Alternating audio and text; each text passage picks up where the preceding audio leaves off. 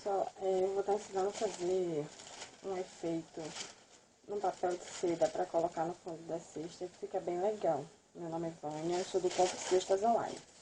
Você pega uma folha de papel de seda, dobra no meio, dobra novamente no meio,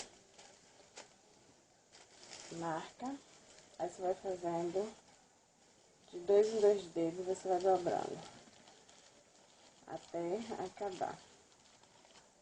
Vocês vão ter assim, a folha bem dobradinha. Nessa parte aqui que é a fechada, vocês cortam assim, um pouquinho arredondado, um furador de papel. Vocês vêm aqui ao meio, fura, aí você vai desdobrando a folha e furando o buraquinho aqui, ó, no meio de cada vez. Tá vendo? Dá um furadinho aqui, onde vocês foram marcando, ó.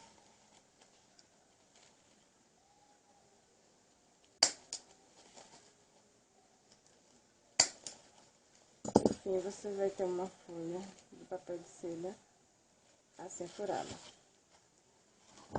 Você pode estar fazendo dos dois lados.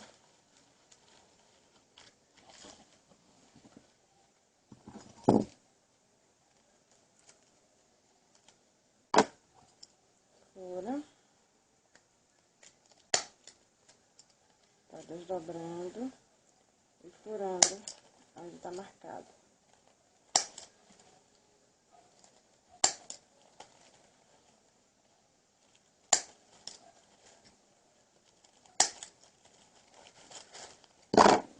No final você vai ter uma folha de papel de seda assim, todo furadinho.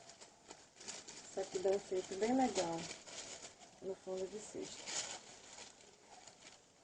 Espero que gostem.